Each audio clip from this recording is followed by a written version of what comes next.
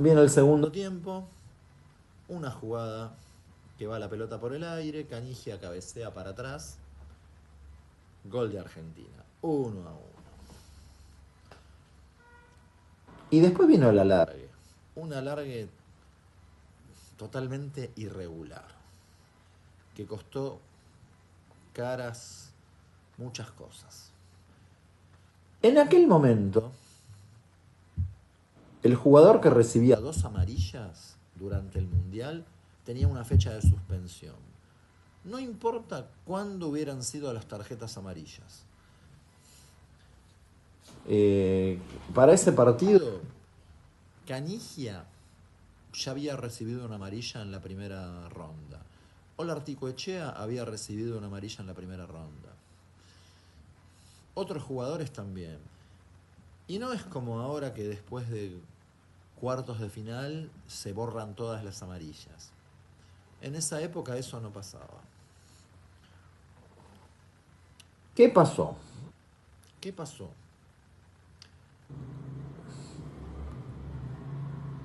Vino el alargue. En el alargue ocurrió que el árbitro, al primer tiempo del alargue, que debió terminarlo en 45 minutos, no lo terminaba nunca. No lo terminaba nunca. Una situación totalmente irregular. El alargue, en su primer tiempo, que debió terminar a los 15 minutos, eso no ocurrió. No se sabe por qué, pero el árbitro, sin haber dado tiempo adicionado al reglamentario, sin haber adicionado nada, terminó ese alargue 7 minutos después del primer tiempo. Y ahí se jugó el segundo tiempo. En esos 7 minutos, que no debieron haber existido, ocurrió una tarjeta amarilla del jugador Olarticoechea, que era el mejor jugador del Mundial. Entonces, en caso de que Argentina llegara a la final del Mundial, no iba a poder contar con él. Además, no me acuerdo si antes de esto o después también había sufrido Canigia la misma situación. El arquero de Italia saca de arco, pelota alta, Canigia levanta la mano, la pelota le pega en la mano y el árbitro le pone amarilla. Ya no jugaría la final. También, no sé si fue durante los 90 o el alargue, entró para tener un poco la pelota Batista, que andaba tan mal por estar fuera de ritmo,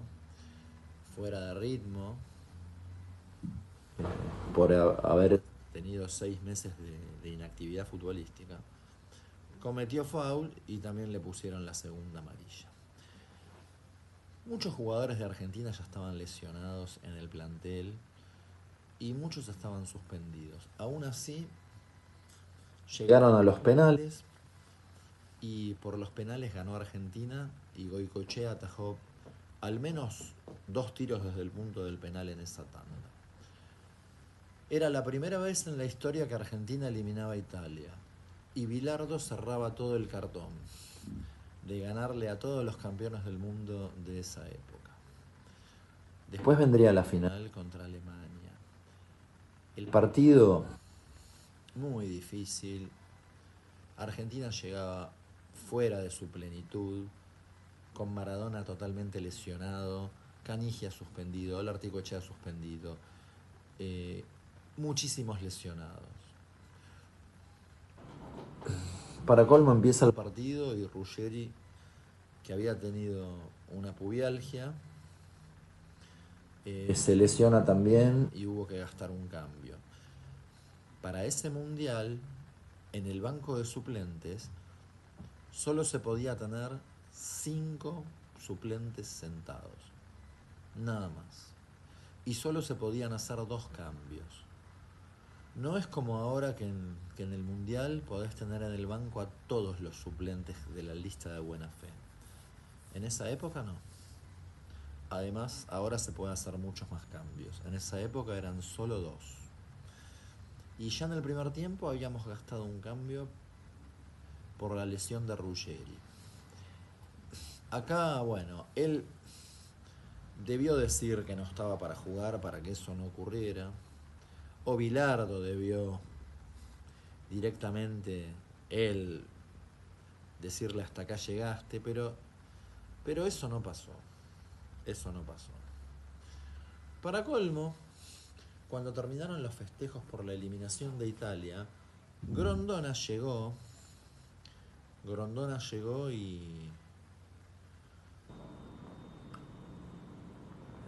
le dijo al plantel y al cuerpo técnico, hasta acá llegamos. ¿Qué quiso decir? Quiso decir que íbamos a tener un árbitro que iba con la orden de que Alemania ganara y por lo tanto iba a inclinar la cancha. Y el árbitro inclinó la cancha todo el partido, todo el partido, todo el partido. Para hacerla corta, Argentina no lograba ya jugadas. Alemania tenía mucho la pelota, presionaba, pero le faltaba profundidad. En una jugada, el defensor Pedro Monzón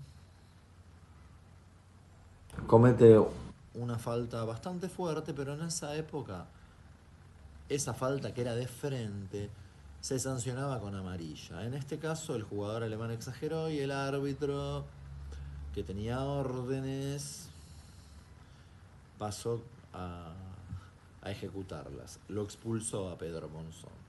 Y eso fue peor porque los alemanes se vinieron cada vez más y más y más y más y más. Y acá hubo otra desinteligencia. Cuando el árbitro está actuando de esa manera y vos no tenés chance de nada, vos no tenés que darle ningún argumento al árbitro para que cobre más cosas en contra. Ocurrió que el jugador argentino Calderón se metió en el área, le hicieron penal y el árbitro no lo cobró. Y después de eso, faltando 4 minutos, un jugador alemán estaba en el área, probablemente si lo marcaban de cerca la pelota se iba a ir al saque de meta, pero el jugador Sensini no pensó en el contexto y se tiró a los pies, tocó la pelota, pero hubo un contacto que no fue penal, pero el jugador alemán se tiró, exageró y el árbitro, no es que el árbitro fue engañado, el árbitro encontró una excusa para cobrar penal y que Alemania le ganara a Argentina. En el 86, sobre el final, no cobraron un penal a favor de Argentina. Acá en 1990 no cobraron un penal a favor de Argentina y regalaron un penal a Alemania, faltando 4 minutos. Hicieron el gol, después hicieron tiempo, no devolvían la pelota, entonces un jugador argentino llamado De Sotti a un alemán por hacer tiempo lo agarró del cuello, lo tiró para atrás y el árbitro lo expulsó. Pero al jugador alemán no le hizo nada. Terminó el partido, Alemania campeón con robo, con robo. Argentina jugó como pudo ese partido, llegó, como dije antes, con muchos lesionados, muchos suspendidos. Puede ser que con una lista de buena fe mal armada es posible. Y se perdió. Se perdió y Grondona había avisado. ¿Grondona pudo haber hecho algo más? Quizás sí, pero no lo hizo. Alemania después de muchos años iba a empezar a pagar. De Argentina se dijeron muchas cosas imprecisas. Empezaron a venir los detractores otra vez.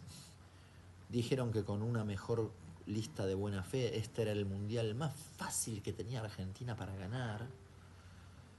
Dijeron que el director técnico lo perdió todo, que fue un papelón, que fue el peor mundial jugado por Argentina. Si bien hubo momentos que el fútbol no estuvo, el Mundial de España 1982 había sido mucho peor que este. Y a Bilardo otra vez se lo defenestró, él ya había dicho que no iba a renovar contrato y nunca se le reconoció mucho en ese momento contemporáneo los logros. Decían que en 1986 había ganado por Maradona, que cualquiera lo hubiera puesto, nada más. Y que en 1990 había llegado a la final por Goicoechea. que él ni siquiera lo había puesto de titular desde el comienzo. Minimizando todo el resto. Dijeron que durante esos 8 años no se ganaron Copas Américas, no se jugó de forma vistosa. Sí, es verdad. Pero iban a tener que pasar algunas cosas para que después, con el tiempo, valoráramos todos los logros que eso significó y que nadie se dio cuenta. Bueno, gracias a aquellos que se suscribieron y que lo siguen haciendo, vamos a ver por dónde seguimos.